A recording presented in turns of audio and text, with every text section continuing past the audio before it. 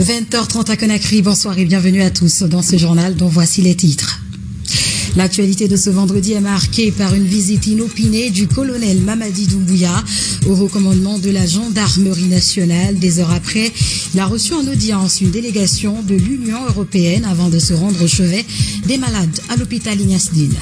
Et puis à Cancan s'est tenu le forum de la jeunesse à l'initiative du gouverneur de la région. Il vise à favoriser un climat de paix et d'unité entre les jeunes. L'ASNB débourse près de 2 milliards de francs guinéens pour la construction d'une école d'excellence au métier. Celle-ci permettra aux jeunes de Dinguiraye de s'auto-employer. C'est tout pour les titres.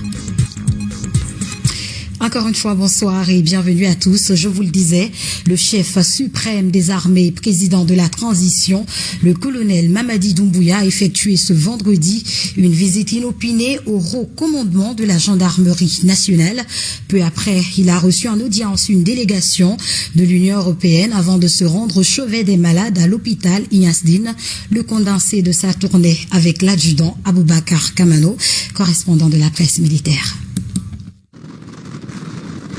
Ce vendredi, le président de la République, chef de l'État, chef suprême des armées, colonel Mamadi Doumbouya, a démarré sa séance de travail par une visite surprise. Le président de la transition s'est rendu au haut commandement de la gendarmerie nationale, direction de la justice militaire et au ministère de la sécurité et de la protection civile. Le président colonel Mamadi Doumbouya était venu s'enquérir des réalités du terrain. Soucieux du bien-être de la population guinéenne, le chef de l'État a donné des instructions fermes au tout nouveau haut commandant de la gendarmerie nationale, directeur de la justice militaire et au directeur général de la police nationale pour lutter efficacement contre les mauvaises pratiques qui gangrènent l'administration publique. Parmi ces fléaux, la corruption et l'arnaque. Le président de la République a ordonné aux responsables du département des gendarmes et celui de l'institution policière de passer ce message à leur personnel. Le chef de l'État, colonel Mamadi Doumbouya, insiste sur le rôle régalien de la police et de la gendarmerie. Les policiers et les gendarmes, ce matin pour moi, c'était juste leur montrer qu'il faut faire passer le message aux subordonnés et que la population aussi doit arrêter de donner de l'argent à la police et à la gendarmerie. Et ils doivent refuser parce que ce n'est pas la vocation de la police ni de la gendarmerie de prendre de l'argent à la population. Donc le peuple, je pense en a assez souffert de ça et qu'il est temps d'arrêter de soutirer de l'argent à nos concitoyens. Mais bien sûr qu'il faut les protéger et bien sûr les rassurer. Et ça fait partie de notre première mission régalienne, à savoir la sécurité mais aussi la quiétude de nos concitoyens. Peu après cette visite de travail à la gendarmerie et à la police, le chef de l'État a reçu en audience au palais présidentiel Roi Mohamed V une délégation de l'Union européenne composée des représentants de la France, de l'Allemagne, de l'Italie, entre autres. Ces émissaires sont porteurs de messages de leur organisation et de leur pays respectifs. Nous comprenons que la situation n'est pas facile actuellement à gérer. Comme vous l'avez dit, Monsieur le Président, les errements de la gouvernance précédente avaient déjà été signalés par nous en privé, semi-public et même en public. Et donc, nous avons effectivement une idée très claire de la situation de votre pays jusqu'à tout récemment.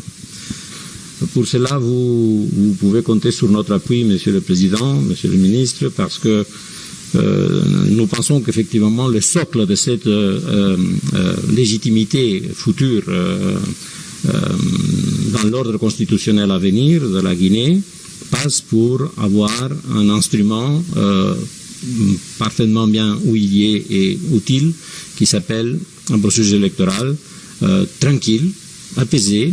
Ça ne doit pas être traumatique comme il a été malheureusement dans certains moments de l'histoire. Nous attendons la mise en place de tous ces organes, y compris de son gouvernement, parce que c'est à partir de là que nous connaîtrons la feuille de route et le plan d'action dans lesquels nous pourrons trouver des niches où nous pourrons effectivement contribuer. Nous espérons que ceci sera rapidement fait et nous nous empresserons à avoir un dialogue avec vous pour savoir les modalités de cette coopération. Nous représentons nos pays, mais aussi tous les acteurs de nos pays qui ont un intérêt un intérêt à travailler avec la Guinée. Les acteurs, avec notre soutien et notre accompagnement aussi, pourront continuer à travailler en Guinée et nous l'espérons bien. Dans la continuation de la dynamique des relations de coopération entre la Guinée et ses pays amis, le président de la République, président de la transition, chef suprême des armées, colonel Mamadi Doumbouya, réitère la détermination de son équipe à renforcer davantage les liens d'amitié et de partenariat entre la Guinée et les 27 pays de l'Union européenne, mais aussi avec les partenaires bi- et multilatéraux. Ces dernières années, le pouvoir d'État a été personnalisé et l'administration publique politisée. La justice était instrumentalisée et les droits et libertés publiques confisqués. L'appauvrissement des populations s'est accentué par des mesures inopportunes. C'est face à ces périls que le Comité national du Rassemblement pour le développement a décidé de prendre ses responsabilités pour ouvrir une ère nouvelle à la Guinée, une ère d'unité et de rassemblement autour de l'essentiel, une ère de liberté, d'espoir et d'espérance pour tous les Guinéens. Il s'agit de réconcilier les Guinéens et de bâtir des institutions fortes, gage de démocratie, de l'état de droit et de bonne gouvernance. Il s'agit aussi de refonder l'administration pour se faire un levier de développement et d'édifier les bases d'une justice d'indépendance et accessible à tous. Je voudrais encore une fois vous donner des éléments de compréhension de la situation qui vivait notre pays. À la lumière de ces consultations que nous avons organisées avec les acteurs de la vie nationale, nous avons élaboré et promulgué une charte de la transition dont les organes sont en voie d'être mis en place. Nous sommes conscients que la question du délai de la transition cristallise les débats et les attentions. Sur ce sujet, je voudrais réitérer devant vous, messieurs les ambassadeurs, que notre volonté ferme et inaltérable est de mettre les Guinéens ensemble pour décider de l'avenir qu'ils souhaitent pour leur pays et des fondations irréversibles qui doivent être posées pour ce faire. C'est en tenant compte de cette exigence qu'un chronogramme réaliste et consensuel sera élaboré avec l'ensemble des forces vives du pays. Dans cette œuvre, nous espérons bénéficier de l'accompagnement de l'Union européenne. Je vous donne l'assurance que le Comité national du Rassemblement pour le développement et le gouvernement seront à l'écoute de vos préoccupations, de vos conseils et de vos recommandations.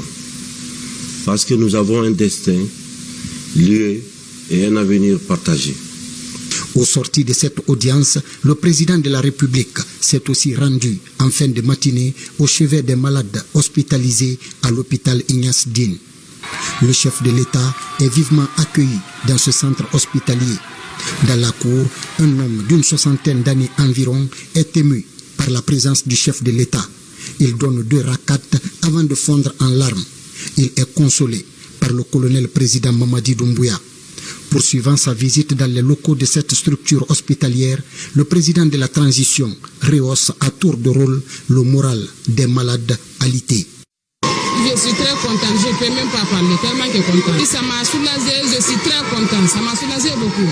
Président Maranak ni nyalandenka obradianye alhamdulillah rabbil alamin ne kuma jante ne fe nyedu awule kalaye ala la kana ala jamana la kana bulo ala jamana kono di la kana bulo ala ba si kanara aduma abradi ala nya ala ba di aran fenye ala jangaru tondi yamula ala ba wi basidambulo. Dans l'actualité toujours, le Premier ministre, chef du gouvernement, est arrivé ce vendredi à Accra pour une mission de travail dépêchée par le chef de l'État, le colonel Mamadi Doumbouya. Mohamed Beavougui, à la tête d'une forte délégation, a été reçu par le président en exercice de la CEDEAO, Nana Akufo-Addo. Il a été question de lui faire part de l'évolution du processus de transition en Guinée et solliciter l'accompagnement de l'institution ouest-africaine. Ansoumane Toumani Kamara est notre envoyé spécial. Au palais présidentiel d'Accra, dans l'après-midi de ce vendredi 14 octobre, le Premier ministre Mohamed Beavougui a été reçu en audience par le président ghanéen, président en exercice de l'organisation ouest-africaine CEDEAO. Et cette rencontre s'est déroulée dans un climat très cordial. Mohamed Beavougui, porteur d'un message du président de la transition guinéenne, était venu expliquer l'évolution du processus de transition guinéenne et solliciter l'accompagnement des pays de la CEDEAO. Oui, j'ai eu l'honneur d'être invité et reçu par le président du Ghana et président en exercice de la CEDEAO pour discuter de l'évolution de la situation en Guinée. Il a été extrêmement avenant et nous avons expliqué ce qui se passe au pays, les progrès qui ont été réalisés jusqu'à maintenant depuis le 5 septembre. Et nous avons aussi expliqué la nécessité de donner autant le temps pour la Guinée de se parler, aux Guinéens de se parler, et la nécessité surtout pour ECOWAS de nous accompagner. Nous sommes de la région, membre fondateur de la CEDEAO, partie intégrante de cette communauté, et le président a bien entendu notre appel pour plus d'attention, plus de support, et je suis convaincu que dans les semaines qui vont venir, nous allons voir une évolution de la situation qui sera favorable à toute la sous-région. C'est notre souhait, nous considérons cette mission comme très importante, mais ce qu'on sait, c'est que le président a été très attentif aux arguments de la Guinée. Cette offensive diplomatique des autorités guinéennes de la transition dans la capitale du pays de Kwame Nkrumah s'est inspirée aussi des liens historiques très singuliers entre la Guinée et le Ghana. Et n'oubliez pas que la Guinée et le Ghana sont, comme on l'a toujours dit depuis 1958, les deux poumons d'un même cœur. Et nos destins sont liés. Aujourd'hui encore, l'histoire nous rapproche. Et nous sommes convaincus que cette synergie qui a fait qu'on s'est supporté en 1958 permettra aussi de se supporter encore davantage à partir d'aujourd'hui et pour le futur. Cette audience accordée par le président ghanéen au Premier ministre Mohamed Beavougui a enregistré l'implication de l'ancien facilitateur de la crise guinéenne, Ibn Chambas, actuellement conseiller politique du président Nana Akufo-Addo. Dans cette mission du Premier ministre à Accra, on notait aussi la présence du conseiller politique du colonel-président Mamadi Doumbouya, également du conseiller à la primature chargé des questions diplomatiques. Tout au long de ce séjour à Accra, Madame l'ambassadeur de Guinée au Ghana et ses collaborateurs ont tout mis en œuvre pour la réussite de cette offensive diplomatique du CNRD menée sur le terrain par le Premier ministre. 48 heures après sa prise de fonction, le chef d'état-major général des armées a procédé ce vendredi à une prise de contact avec les forces de défense et de sécurité de notre pays. Il était porteur d'un message du chef de l'État, le colonel Mamadi Doumbouya, auprès de la troupe. Par la même occasion, le colonel Sadiba Koulibaly a invité les forces de défense et de sécurité à la vigilance pour assurer la sécurité des personnes et de leurs biens. Tambar Sikukamano, reportage. C'est par une imposante revue de troupes que le chef d'état-major général des armées a entamé sa prise de contact avec les forces de défense et de sécurité de notre pays. La portion centrale ici au bataillon spécial de Conakry a servi de cadre à cette première rencontre du colonel Sadiba Koulibaly avec la troupe.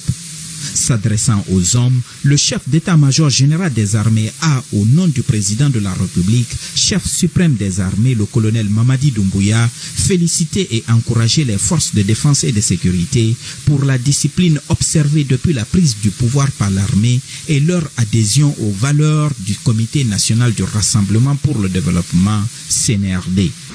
Le président m'a chargé de vous féliciter, de vous remercier pour l'adhésion et la discipline que vous avez observée depuis le 5 septembre. Sans vous tous, rien n'allait être possible. Nous vivons aujourd'hui dans cette nouvelle ère parce que vous l'avez voulu. Il m'a chargé de vous remercier. S'agissant du contexte sécuritaire actuel, le chef d'état-major général des armées a invité les forces de défense et de sécurité à accroître la vigilance le long de nos frontières et à renforcer la sécurité intérieure du pays. Le président a un ambitieux programme pour cette armée. Il faut qu'on s'aime, il faut qu'on se pardonne pour créer vraiment une véritable cohésion. Il ne devrait pas avoir de démarcation artificielle, policiers, douanes, gendarmes ou bien armée de terre, non. Forces spéciales, non. C'est les forces de défense et de sécurité. Le président compte entièrement sur vous. Aimons-nous, respectons-nous. Et il faut aussi qu'on se dise la vérité. Tout cela doit s'ajouter sur la vérité. C'est la vérité qui fait progresser. Restez sereins. Nous comptons sur vous, sur vos prières, sur vos bénédictions et surtout, sur vos critiques objectives. Après le bataillon spécial de Conakry, le chef d'état-major général des armées s'est rendu au lieu dit Kankodrome, au pied du mont Kakulima, dans la préfecture de Dubreka.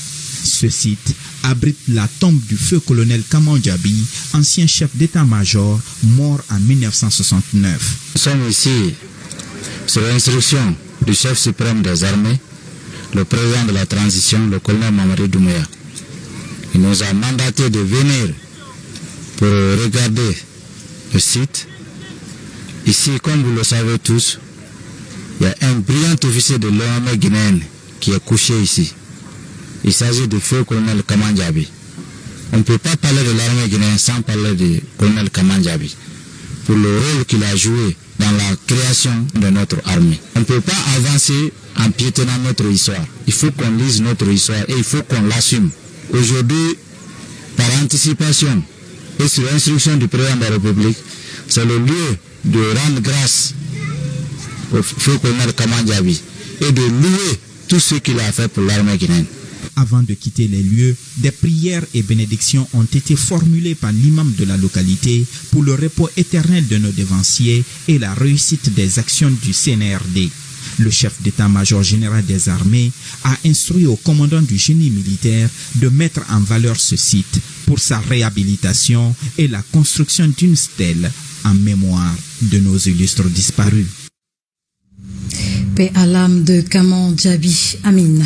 Les passations de service se poursuivent au sein de l'armée.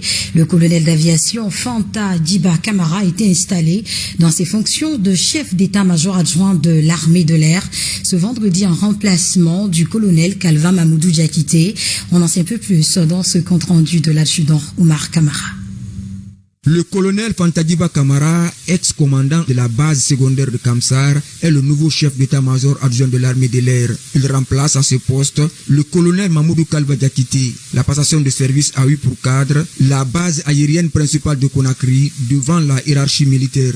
Au nom de Monsieur le Président de la Transition et en vertu des pouvoirs qui me sont conférés, vous reconnaîtrez désormais comme chef d'état-major adjoint de l'armée de l'air, le colonel Fantadiba Camara, ici présent, et vous lui obéirez sous les ordres de son chef en tout ce qu'il vous commandera pour le bien du service, l'exécution des règlements militaires et l'observation des lois dans l'intérêt supérieur de la nation. Colonel Mamoudou Kalba Diakité quitte le poste du chef d'état-major adjoint de l'armée de l'air après 2 à 9 mois de service. Il invite ses compagnons d'armes à resserrer les rangs.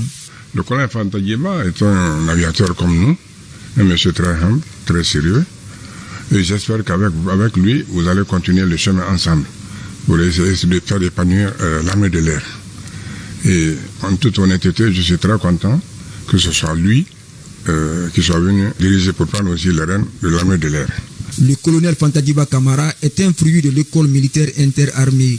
Il a participé à la mission de maintien de la paix en Sierra Leone. Le promis salue l'acte du président de la République et mesure l'ampleur de la mission qui lui est assignée. Je me permettrai de remercier d'abord le Tout-Puissant, le bon Dieu, remercier mes parents, remercier en particulier le président du comité du rassemblement et pour le développement, président de la transition, commandant en chef des forces armées, pour avoir porté sa confiance sur ma modeste personne pour assumer la fonction de deuxième personnalité de l'armée de l'air, une unité aussi stratégique, fait savoir que vraiment c'est une lourde responsabilité. Pour relever ces défis, je compte sur l'apport de chacun et de tous, à commencer par le soldat, deuxième classe, jusqu'aux officiers supérieurs. C'est en agissant en symbiose que ce défi sera relevé. Dans les prochains jours, le nouveau chef d'état-major de l'armée de l'air en mission d'observation au Soudan du Sud sera installé dans ses fonctions en remplacement du général de brigade aérienne à la retraite, Aboubakar Monson Bangoura. Et puis ce communiqué du secrétaire général du ministère du Travail et de la fonction publique en synchronisation avec les radios rurales et la télévision. Conformément aux dispositions du décret numéro D-95/250/PRG/SGG du 1er août 1995 instituant les fêtes légales en République de Guinée, le secrétaire général du ministère du Travail et de la fonction publique porte à la connaissance des travailleuses, travailleurs et agents des secteurs publics, mixtes et privés que la journée du lundi 18 octobre 2021, lendemain de la date anniversaire de la naissance du prophète Mohamed, paix et salut sur lui, est déclaré férié, chômé et payé sur toute l'étendue du territoire national. Le secrétaire général du ministère du Travail et de la fonction publique profite de cette heureuse occasion pour souhaiter bonne fête à l'ensemble des travailleuses et travailleurs de Guinée. Ousmane Bangoura. Direction Kankan, où s'est tenue hier la journée régionale de la jeunesse. C'est une initiative du gouverneur de la région. Elle vise à renforcer la paix, l'unité et la quiétude sociale entre les fils et filles des localités concernées. Autre précision avec Foudé Bangali Fofana et Eugène Dounamou. Ici, à la maison des jeunes de Kankan, toute la jeunesse de la région réunie dans son ensemble. Des jeunes venus des 5 préfectures de la région répondre à l'appel du gouverneur de la région. J'ai pris l'initiative d'organiser une journée régionale de la jeunesse dans le cadre de la réconciliation.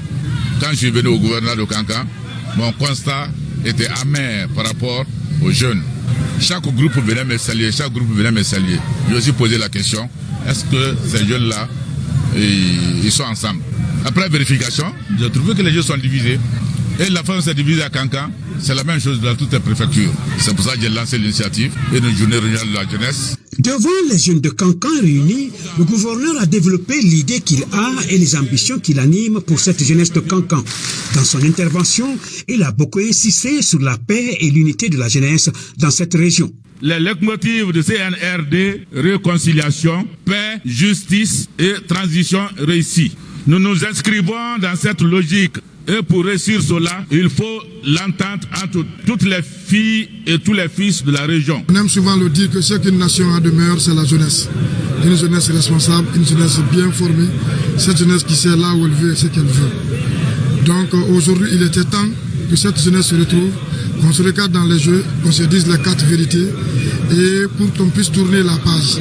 Et c'est vrai, il y a eu cette division qui est venue avec la politique, mais aujourd'hui, on doit tourner la page pour regarder rien que Kankan. Je profite de vos antennes pour saluer le leadership de monsieur le gouverneur. Nous nous réjouissons de cette initiative. Il est de notre responsabilité en tant que jeunes d'œuvrer à la promotion de la cohésion sociale, de la paix, gage d'un développement sérieux. Nous savons que les différentes crises politiques et sociales ont créé au sein de notre région des tensions entre des groupes de jeunes. Au-delà de tout, il y a un pacte républicain. C'est avec beaucoup d'enthousiasme et de satisfaction que les jeunes de la région ont accueilli cette rencontre.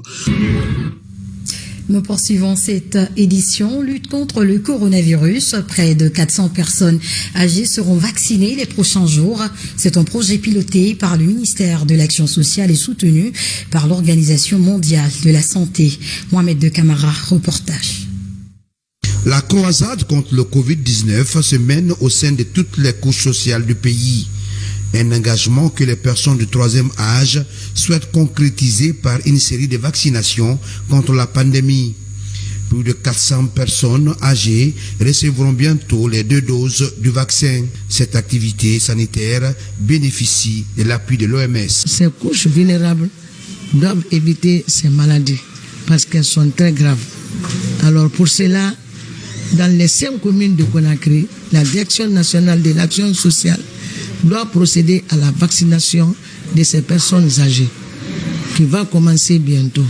Pour les spécialistes, les personnes âgées constituent une frange importante de la population sensible à la maladie, d'où l'idée de les faire vacciner. Nous allons fêter les personnes âgées cette année en différé, et ça sera sous le sceau de la santé, c'est-à-dire lutter contre le Covid-19 dans les 5 communes de la capitale et certainement à l'intérieur du pays.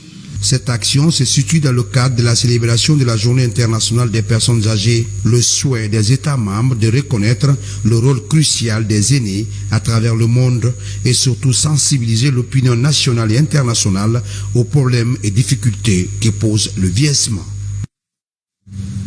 Et puis l'humanité célèbre le 16 octobre la journée mondiale de l'alimentation.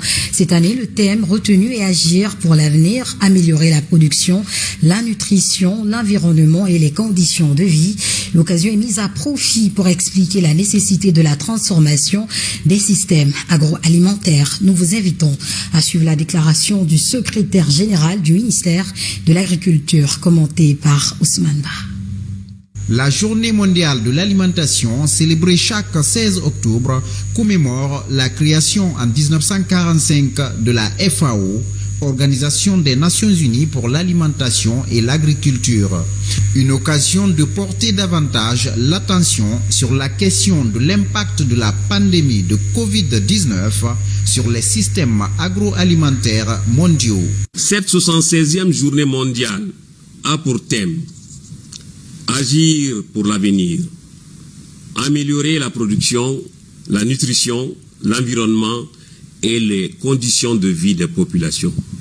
La journée mondiale de l'alimentation est le moment idéal pour expliquer en quoi la transformation des systèmes agroalimentaires nous concerne tous et se rattache au quotidien de chacun de nous. À l'occasion de cette 76e journée, la FAO interpelle tous les pays à œuvrer en faveur de certains concepts clés. C'est pour amener le monde à agir ensemble et assurer l'égalité des chances en utilisant les politiques et investissements pour réduire les inégalités. Les hommes et les femmes travaillant dans l'agriculture, l'élevage, la pêche ou l'environnement peuvent apporter des changements quotidiens qui contribuent à un monde libéré de la faim. Il s'agit entre autres de gérer les ressources naturelles durablement et efficacement et diversifier les cultures, s'adapter aux changements climatiques, réduire les pertes après récolte, rechercher des technologies au service des agriculteurs, pratiquer un élevage durable et une pêche responsable. En Guinée, la journée sera marquée par des remises de semences et intrants aux différents groupements qui s'illustrent dans les domaines agricoles et de l'élevage. Insertion socio-professionnelle des jeunes à Dinguiraye. La SMD mise sur la qualification des jeunes. Les travaux de construction d'une école d'excellence au métier viennent d'être lancés à Siguériné, financés à hauteur de 2 milliards de francs guinéens. Cette école permettra à plusieurs jeunes de la localité de s'auto-employer. Mamadi Terna Kamisoko. Sur ce vaste domaine, une école professionnelle d'excellence au métier sera construite dans la sous-préfecture de Siguériné. Les travaux sont lancés par la société minière de Dinguiraye SMD devant la notabilité et la jeunesse de Baraka fortement mobilisée. D'un coût de réalisation de près de 2 milliards de francs guinéens, le futur centre de métier, dont la maquette est enfin dévoilée, séduit une communauté frappée par l'orpaillage traditionnel et le chômage des jeunes. L'initiative dont ils ont mis en place, non seulement, même si la SMD n'est pas là aujourd'hui, cette école doit toujours continuer à servir la jeunesse de la localité. Nous apprécions très bien, nous sommes très contents. La jeunesse de Baraka entière est totalement contente sur le geste dont la SMD a fait pour nous. La réalisation de ces offrandes par la société dans notre communauté est pour nous l'un des plus beaux cadeaux de son existence au sein et un acte majeur de sa détermination à œuvrer pour le développement avec la qualité de réalisation qui s'avère être à la hauteur de nos attentes. Il est prévu dans cette école 4 salles de formation. La chaudronnerie, la maçonnerie, la plomberie ou encore le carrelage. Et l'une des priorités de ces communautés, c'est l'emploi. Et pour qu'il y ait l'emploi, il faut qu'il y ait cette adéquation des ressources qu'on trouve sur place. C'est dans cette perspective que nous avons essayé de construire une école de métier, une école professionnelle pour créer des emplois dont la SMD aura besoin dans les années à venir. Encourager aussi la société à bien travailler pour la communauté. Parce que si tu entends la société, ils sont sur la terre des citoyens. Donc si ceci-là aussi bénéficie leurs fruits, c'est ce que nous souhaitons. Contenu local qui est dans la société, c'est que c'est respecté. Dans le but d'accompagner l'éducation pendant cette rentrée des classes, en plus de l'inauguration du lycée de l'Hérault, des kits scolaires sont gratuitement offerts aux élèves des sous-préfectures de Banora, Sigrini, Malaya et Tombakansa. Et pour finir, une campagne d'information a été lancée mercredi dernier à Conakry. Elle permet aux citoyens d'apprécier l'élaboration et l'exécution budgétaire de leur collectivité ou de l'État. L'initiative est des acteurs de la société civile. Bernard Tanguino. C'est une rencontre d'échange entre cadres étatiques et citoyens sur l'information budgétaire. Organisée par les acteurs de la société civile, réunis au sein de l'ONG ODIG, Action unie pour le développement intégré en Guinée, cette séance vise à initier les citoyens aux notions de budget, ses caractéristiques, ses techniques de planification et d'exécution. Comme vous le savez, une fois que le budget est voté et publié, les acteurs gouvernementaux ont l'obligation d'informer la population sur le contenu de ce budget. C'est cet exercice que nous avons commencé dans la commune de Matam qui va s'étendre sur toutes les communes de la République de Guinée pour expliquer aux citoyens à la base le contenu du budget national et pointer du doigt les projets qui concernent leur localité. Avec ces notions, les citoyens pourront désormais mieux user de leur droit d'accès à l'information budgétaire. Un budget dont ils pourront mieux évaluer la planification et l'exécution. On a compris ici aujourd'hui qu'est-ce qu'on appelle budget et comment on mobilise un budget et comment on le dépense. Avant, on n'avait pas ces informations-là. Mais à partir d'aujourd'hui, on a compris, après les exposés qu'ils ont faits aujourd'hui, on a compris les différents responsables concernés à la mobilisation et aux dépenses. Ce que j'ai compris, c'est qu'il est important que les populations soient informées sur les techniques d'élaboration et d'exécution du budget. Par exemple, comment les communes exécutent leur budget annuel. C'est ce que j'ai compris. Ce programme de vulgarisation des notions relatives au budget est un volet du projet Contrôle démocratique et renforcement de la transparence budgétaire en Guinée. Après Matam, les séances d'information vont se poursuivre dans d'autres communes du pays. Et c'est la fin de ce journal. Nous vous remercions pour votre aimable attention. À demain pour une nouvelle édition d'information. Bonsoir chez vous.